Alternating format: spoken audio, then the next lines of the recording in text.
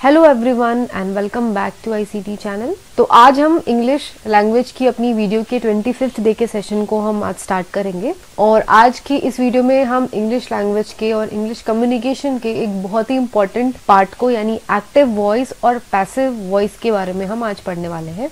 Active voice और passive voice जो है वो इंग्लिश लैंग्वेज का एक बहुत इंपॉर्टेंट पार्ट है और आप जब स्पीकिंग करते हैं, आप जब कम्युनिकेट करते हैं इंग्लिश में, तो बहुत ही ज़्यादा यूजफुल होता है एक्टिव वॉइस और पैसिव वॉइस की नॉलेज। और अगर आप इस पे अपनी पकड़ बना लेते हैं तो आपके लिए बहुत ही ज़्यादा हेल्पफुल साबित होगी। तो वीडियो को शुरू करने से पहले चैनल पे नए हैं तो सब्सक्राइब करना ना भूलें और अगर सब्सक्राइब आपने कर दिया है तो बेल आइकन भी प्रेस कर दें जिससे चैनल पे आने वाली सारी वीडियोस की आपको इंस्टेंटली नोटिफिकेशन मिल जाए। तो एक्टिव वॉइस और पैसिव वॉइस, जिसे हम हिंदी में बोलते हैं कर्तवाच्य और कर्मवाच्य। तो हम किसी भी बात को दो प्रकार से कर सकते हैं। कर्ता डूअर यानी जो उस चीज को, जो उस काम को कर रहा है। जैसे हरी लर्न्स द फर्स्ट लेसन, इसमें हरी जो है वो कर्ता है यानी हरी है वो काम कर रहा है। क्या काम कर रहा है? वो पहला लेसन याद कर रहा है, तो ये होता है कर्ता।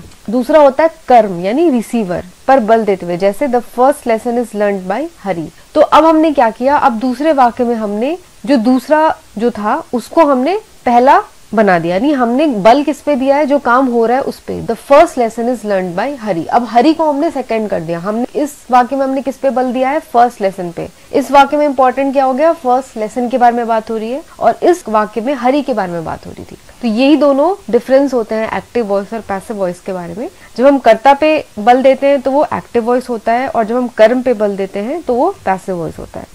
बातचीत करते समय कहने वाले को अपने आशय के अनुसार वाक्य का चुनाव करना चाहिए।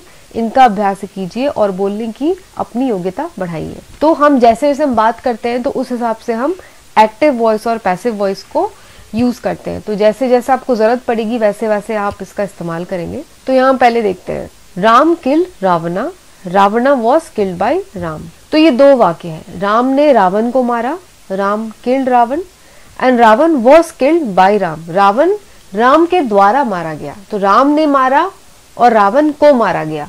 ये वाक्य में यही दो अंतर है।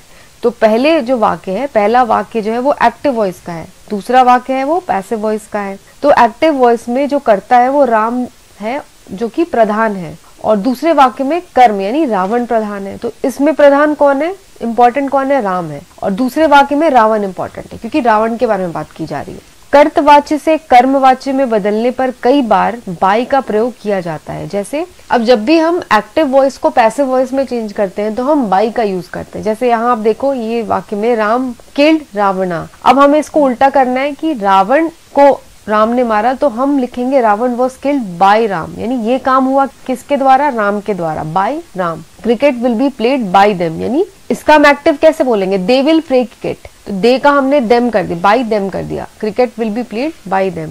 तीसरा जो रूल इम्पोर्टेंट वो क्या है? कई बार पैसिव वॉइस में बाय का प्रयोग नहीं होता है। जैसे let your lesson be learned. तो let your lesson be learned ये कब होता है? जब कोई जो करता है वो क्लियर नहीं है। कोई सेंटेंस ऐसे होते हैं जिसमें हमें नहीं पता चलता है कि करता कौन है। जैसे अगर आपको कोई बोल रहा है सिट डाउन, यह एग्जांपल इसकी बात करें, let your lesson be learned. तो जब जैसे आप स्कूल में हो, आपके टीचर्स बोलते हैं, आपके पेरेंट्स बोलते हैं, कोई आपको बोलता है लर्न योर लेसन, तो लर्न योर लेसन में ये तो क्लियर नहीं है कि कौन आपको बोल रहा है, सिर्फ आपको एक कमांड दी जा रही है। तो ऐसे जो एक्टिव वॉइस होते हैं उनको हम कन्वर्ट करते टाइम बाय का यूज नहीं करते हैं। हम जनरल बोलते हैं late your lesson be learn. He was charged with theft. तो इस सेंटेंस में he was charged with theft यानी उस पे चोरी का इल्जाम लगाया गया। तो किसने इल्जाम लगाया ये हमें नहीं पता है, तो इसलिए हमने इसमें बाय का यूज नहीं किया है। कि बाय तब यूज करते हैं जब कोई कर्ता वो काम कर रहा है, लेकिन जिस सेंटेंस में कर्ता का पता ही नहीं है तो उसमें हम बाय का यूज कैसे करेंगे? तो इस तरीके से वो वाक्य हम यूज करते हैं। एक बात अच्छी तरह समझ लीजिए, पैसिव वॉइस बहुधा वहां प्रयोग में आता है जहां कथन में कर्म पर बल दिया जाता है। उदाहरण के रूप में कोई छात्र कहना नहीं मानता है तो कहा जाता है you will be punished for your negligence. तो जब जैसे कर्म है, काम है, जो आउटकम हो रहा है, जब हम उस पे बल देते हैं तो वहां हम पैसिव वॉइस का यूज करते हैं, कर्ता पे बल नहीं देते। जैसे यहाँ पे आपको एग्जांपल दिया गया है, you will be punished for your negligence. अगर हम किसी को डांट रहे हैं कि तुम्हें सजा मिलेगी, तुम कहना नहीं मार रहे हो, तुम्हें इसका दंड दिया जाएगा। तो यहाँ पे काम जो मेन चीज क्या है वो दंड है, क्योंकि हम उसे डांट रहे हैं कि तुम्हें दंड दिया जाएगा। तो ऐसे जगहों पे हम पैसिव वॉइस का यूज करते हैं। तो हम ऐसे लिखेंगे you will be punished for your negligence. और इसको हम ऐसे भी कह सकते हैं, अब छात्र को कोई डांट रहा है तो उसको कौन पनिशमेंट देगा? टीचर देगी। तो हम इसको ये भी कह सकते हैं the teacher will punish you for your negligence. तुम्हें पनिशमेंट दी जाएगी और टीचर तुम्हें पनिशमेंट देंगी। तो दोनों सेंटेंस में डिफरेंस है। पहले सेंटेंस में पनिशमेंट पे बल दिया जा रहा है, यानी तुम्हें पनिशमेंट दी जाएगी, और दूसरे सेंटेंस में कर्ता यानी टीचर पे बल दिया जा रहा है कि टीचर तुम्हें पनिशमेंट देगी। तो टीचर तुम्हें पनिशमेंट देगी, यानी ये जो सेंटेंस था the teacher will punish you for your negligence, ये हमारा एक्टिव वॉइस हो गया। आप ध्यान देंगे तो आपको पता चलेगा कि इसका वह प्रभाव नहीं पड़ता जैसा पहले वाक्य पर पड़ता है, क्योंकि यहाँ महत्व दंड देने वाले का नहीं है, दंड का है, इसलिए दंड क्रिया पर बल दिया जाना चाहिए। तो एक्टिव वॉइस में यहाँ पे दंड देने वाले पे बल दिया गया, और पैसिव वॉइस जो हमने ये पढ़ा था इस पे दंड पे बल दिया गया। तो ये दोनों डिफरेंस है एक्टिव वॉइस और पैसिव वॉइस में। अब हम कुछ सेंटेंसेस देखेंगे इनके। तो पहले हम जो एक्सप्लेनेशन दिया है पहले हम वो पढ़ेंगे, उसके बाद हम सेंटेंसेस रीड आउट करेंगे। वाच्य बदलने के लिए यानी वॉइस बदलने के लिए, अर्थात कर्ता के स्थान पर कर्म को प्रमुख बनाने के लिए दो बातों पे महत्व दी जाता है। तो जैसे आपको सेंटेंस दिया गया है एक्टिव वॉइस, एक्टिव वॉइस में क्या है? कर्ता पे बल दिया गया है। लेकिन जब आपको इसको कन्वर्ट करना है, आपको एक्टिव को पैसिव में कन्वर्ट करना है, यानी आपको कर्ता की जगह कर्म को आपको प्रमुख बनाना है, तो आप क्या करोगे? दो बातें आप ध्यान में रखोगे। पहला क्या है? वाक्य में कर्ता को कर्म तथा कर्म को कर्ता बना दिया जाता है। तो बिल्कुल एकदम उल्टा हो जाता है, जो कर्म है वो कर्ता बन जाता है, और अगर कर्ता है तो वो कर्म बन जाता है। जैसे राम ने रावण को मारा, तो यहाँ पे राम जो है वो कर्ता है और कर्म क्या है? रावण है। राम किल्ड रावणा। कर्मवाच्य में यानी पैसिव वॉइस में यह हो जाएगा रावण राम द्वारा मारा गया। तो पहले में कर्ता जो था वो अब दूसरे सेंटेंस में यानी पैसिव वॉइस में हमने चेंज किया, तो कर्ता बन गया, और जो कर्म था यानी जो रावण था वो हमारा कर्ता बन गया। यानी जो कर्म होता है वो पैसिव वॉइस में कर्ता बन जाता है, और जो कर्ता होता है एक्टिव वॉइस में, उसको जब हम पैसिव वॉइस में चेंज करते हैं तो वो कर्म बन जाता है। यानी जो पहले वॉइस में इंपॉर्टेंट था वो दूसरे वॉइस में इंपॉर्टेंट नहीं रहता है। तो अब हमने इसको चेंज किया तो बन गया Ravan was killed by Ravan. अब रावण यहाँ पे कर्ता बन गया और राम जो है वो कर्म बन गया। दूसरी बात क्या है? क्रिया का रूप बदल जाता है, अर्थात किसी भी काल यानी टेंस का कर्तृवाच्य हो उसमें मुख्य क्रिया पार्टिसिपल के रूप में हो जाती है। जैसे डू, डूइंग आदि बदलकर डन हो जाता है। तो हम जो वर्ब होता है, जो क्रिया होता है, उसको भी हम जब पैसिव वॉइस में चेंज करते हैं तो उसका पास्ट पार्टिसिपल लगता है। जैसे अगर हम बोलेंगे Ram is doing his homework, तो इज डूइंग जो है वो डन हो जाएगा, यानी पास्ट पार्टिसिपल यानी वर्ब का जो थर्ड फॉर्म होता है वो चेंज हम करेंगे। तो हम जब Ram is doing his homework को जब हम चेंज करेंगे तो हो जाएगा homework was done by Ram. और उसके साथ ही दूसरे इसके साथ एक सहायक क्रिया जैसे is, was, be, being, has been आदि और जुड़ जाती है। ऊपर दिए गए वाक्यों में विभिन्न कालों के रूप देखिए। तो यहाँ पे हम अभी सेंटेंस देखेंगे तो हम अलग अलग टेंस देखेंगे। तो यहाँ पे कुछ सेंटेंसेस हमें दिए गए हैं। He sings a song, he sings a song में ही जो है वो करता है, वह गाना गा रहा है। तो ही यानी वह जो है करता है, करता जो है वो काम कर रहा है। अब यहाँ पे कर्म क्या यानी क्या काम हो रहा है? गाना गाने का, यानी सॉन्ग जो है वो कर्म है। तो जब हम इसे कन्वर्ट करेंगे पैसिव वॉइस में तो जो सॉन्ग है वो कर्ता बन जाएगा, यानी सॉन्ग जो है वो पहले आएगा सेंटेंस में, और ही जो है या ही हो जाएगा हिम, वो कर्म हो जाएगा, हिम हो जाएगा कर्म। तो जैसा कि मैंने आपको अभी अभी समझाया था, कर्ता कर्म बन जाएगा और कर्म कर्ता बन जाएगा। तो इसको हमने कन्वर्ट किया, a song is sung by him. तो सॉन्ग है वो कर्ता बन गया तो वो पहले आ गया अ सॉन्ग, और ही जो है वो कर्म बन गया तो लास्ट में आ गया बाय हिम, और बाय लग गया। जैसा भी हमने देखा था कि कर्ता जो है वो कर्म जब बनता है तो बाय हिम उसके आगे लगता है बाय।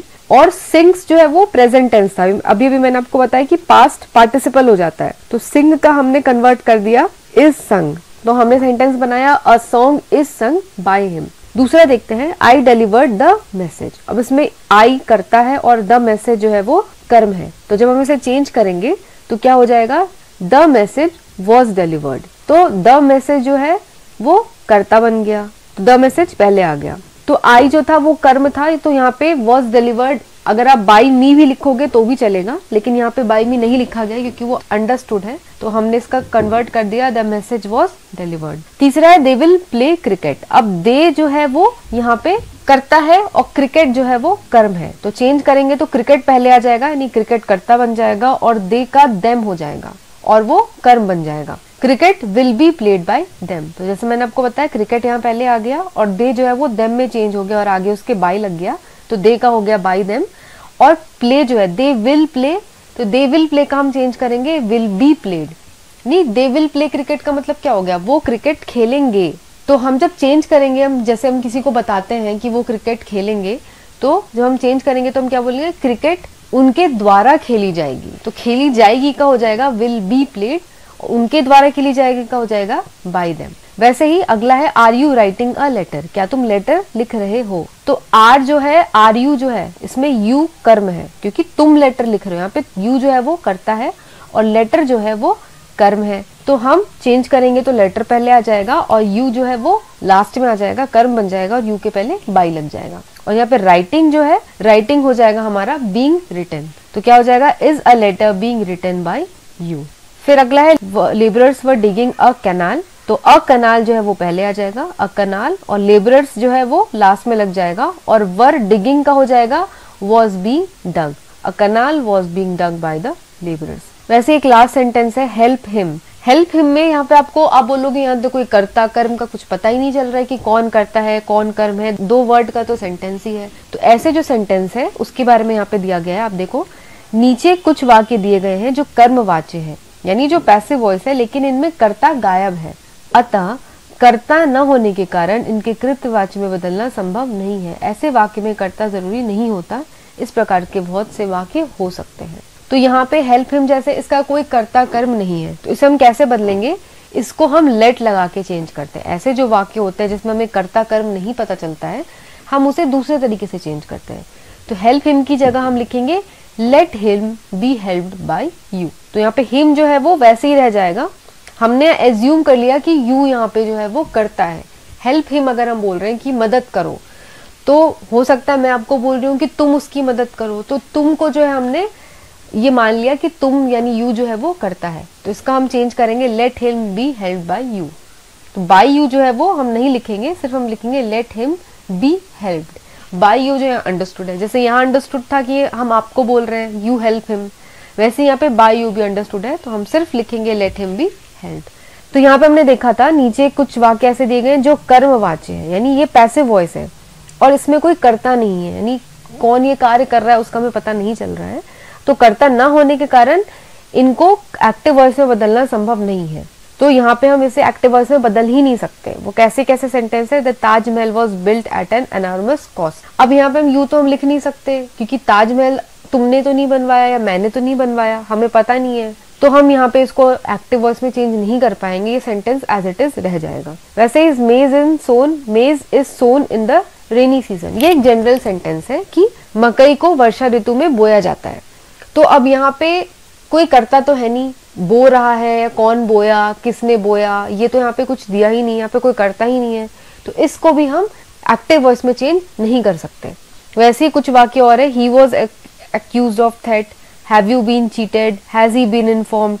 तो ये सारे जो सेंटेंस है ये ऐसे ही हैं जिनमें कोई कर्ता नहीं है और कर्ता ना होने के कारण हम इसे चेंज भी नहीं कर सकते। अब आता है इंपेरेटिव सेंटेंसेस, आज्ञार्थक एवं प्रार्थना परक यानी इंपेरेटिव मूड। कर्तृवाच्य के वाक्य कर्मवाच्य में बदलने के लिए लेट का प्रयोग वाक्य के शुरू में होता है। कई बार कर्तृवाच्य यानी एक्टिव वॉइस वाक्यों में आशय के अनुसार यानी रिक्वेस्ट और शुड आदि शब्द जोड़कर भी कर्मवाच्य में वाक्य बनाए जाते हैं। नहीं, पैसिव वॉइस में जब चेंज करते हैं ऐसे सेंटेंसेस को तो रिक्वेस्ट और शुड भी ऐड किया जाता है। तो यहाँ पे हम प्रैक्टिस करने के लिए कुछ सेंटेंसेस देखेंगे। तो यहाँ पे क्या है, कुछ ऐसे वाक्य होते हैं जो कि इंपेरेटिव सेंटेंस होते हैं, जैसे कि हम किसी को ऑर्डर दे रहे हैं या हम किसी को रिक्वेस्ट कर रहे हैं, तो हम वहाँ पे क्या करते हैं, जनरली हम लेट का प्रयोग करते हैं। ऐसे वाक्य में जहाँ पे हमें नहीं पता है कि कौन बोल रहा है, हम किसे बोल रहे हैं, लेकिन बस ऑर्डर दे रहे हैं, हम प्रार्थना कर रहे हैं, रिक्वेस्ट कर रहे हैं, तो वहाँ पे हम लेट लगाएंगे। और कुछ ऐसे भी वाक्य होते हैं जिसमें लेट की जगह हम रिक्वेस्ट और शुड भी यूज करते हैं, जैसे डू दिस वर्क, यह काम करो। अब यह काम करो यहाँ पे कोई कर्ता नहीं है, यानी किसको बोला जा रहा है ये हमें नहीं पता और कौन बोल रहा है ये भी नहीं पता। तो इसको हम कैसे चेंज करेंगे, हम बोलेंगे late this work be done. तो डू का हो जाएगा बी डन और आगे लेट लग जाएगा, late this work be done. तो डू हमने पीछे ले गए, हम डू को हमने लिख दिया बी डन। और बाय यू जो है वो हम नहीं लिखेंगे क्योंकि हमें ये अंडरस्टूड है। अगर मैं बोल रही हूँ कि यह काम करो तो मेरे सामने जो भी है मैं उसे ही बोलूंगी यह काम करो, लेकिन मेरे सामने कौन है, तुम हो या कौन है, हमें नहीं पता। तो इसलिए बाय यू हम नहीं लिखेंगे। बाय यू अंडरस्टूड है कि जो भी सामने है हम उसे ही बोल रहे होंगे, हम सिर्फ लिखते हैं let this work be done. दूसरा है ask him to sit down, उसे बैठने को कहो। अब ये कौन कह रहा है, मतलब मैं बोल रही हूँ कि उसे बैठने को कहो, लेकिन मैं ये किसे बोल रही हूँ कि तुम उसे बैठने को कहो, ये कुछ क्लियर नहीं है। तो इससे भी हम लिखेंगे let him be asked to sit down. Punish him, तो जैसे ये था वैसे ही है, पनिश हिम, उसे दंड दो। तो किसे दंड देना है, कौन बोल रहा है किसे दंड देना, ये भी हमें नहीं पता, तो हम लिखेंगे लेट हिम। तो यहाँ पे आप ध्यान रखो कि जो दूसरा जो आता है, हिम हो गया या दिस वर्क हो गया, सिट, यहाँ पे भी हिम हो गया, तो वो हमारा जो है लेट के साथ आ जाएगा। लेट हिम पनिश का हो जाएगा बी पनिश्ड, तो ये हो जाएगा late him be punished. Advertise the post, तो यहाँ पे द पोस्ट जो है वो आगे आ जाएगा, let the post be advertised. Please don't smoke, अब ये रिक्वेस्ट कर रहे हैं कि स्मोक मत करो। अब इसको हम ऐसे लेट लिख के चेंज नहीं कर सकते, इसको हम लिखेंगे प्लीज है, यानी कि हम रिक्वेस्ट कर रहे हैं, तो हम इसको कन्वर्ट करेंगे you are requested not to smoke. Don't encourage indiscipline, indiscipline shouldn't be encourage, यानी अनुशासनहीनता को प्रोत्साहन मत दो, बढ़ावा मत दो, हम ये बोल रहे हैं सेंटेंस। तो इसको हम जब कन्वर्ट करेंगे तो इसमें कर्ता कर्म का कुछ पता नहीं चल रहा है, तो हम सिर्फ इसको कन्वर्ट कर देंगे, इसका टेंस कन्वर्ट कर देंगे। तो पहले आ जाएगा indiscipline, indiscipline shouldn't be encourage, don't encourage जो है वो चेंज हो जाएगा शुड नॉट बी एनकरेज। जैसा कि अभी हमने यहाँ रूल में पढ़ा था कि कुछ वाक्यों में रिक्वेस्ट और शुड का भी यूज होता है, तो ये इसी टाइप के वाक्य है जिसमें रिक्वेस्ट और शुड का यूज किया गया है। तो आई होप आपको एक्टिव वॉइस और पैसिव वॉइस का कंसेप्ट आज काफी हद तक क्लियर हो गया होगा, और अगर आप इसे और अपना सुधारना चाहते हैं और आप इसमें एक्सपर्टीज हासिल करना चाहते हैं, if you want to improve it more, तो आप और ज्यादा प्रैक्टिस करें। आपके पास जो भी बुक्स हैं आप उससे प्रैक्टिस कर सकते हैं, क्योंकि आप जितना ज्यादा प्रैक्टिस करेंगे आपको उतना ही ज्यादा इंग्लिश लैंग्वेज की जो इफ्स हैं, डोंट्स हैं, बट्स हैं, यानी कि क्या आपको करना है, किस सेंटेंस को आपको कैसे कन्वर्ट करना है, कैसी कैसी चीजें हैं जहाँ पे आप अटकते हैं, ये आपको प्रैक्टिस करने से ही पता चलेगा। और इसके अलावा अगर आपकी कुछ डाउट्स हैं इन सेशंस को लेके या कुछ रूल्स को लेके, तो आप वो मुझे कमेंट करके पूछ सकते हैं। तो आज की वीडियो आई होप आपको पसंद आई हो, और अगर पसंद आई है तो जाते जाते लाइक बटन को दबाना ना भूलें, और इस वीडियो को अपने सारे फ्रेंड्स के साथ भी आप शेयर करें। तो आज के लिए बस इतना ही, तो मैं मिलूंगी आपको अगली वीडियो के साथ जिसमें हम आगे के टॉपिक्स डिस्कस करेंगे। आज के लिए बस इतना ही, take care and have a nice day. अगर अब तक आपने चैनल को सब्सक्राइब नहीं किया है तो आप आईसीटी चैनल के नीचे जाके चैनल को सब्सक्राइब कर लें, और सब्सक्राइब करने के साथ बेल आइकन दबाएं और ऑल सिलेक्ट करें। ऑल सिलेक्ट करने से आपको जब भी चैनल पे वीडियोस अपलोड होंगी आपको उसका इंस्टेंट नोटिफिकेशन मिल जाएगा, और आपको वीडियो सर्च नहीं करनी पड़ेगी।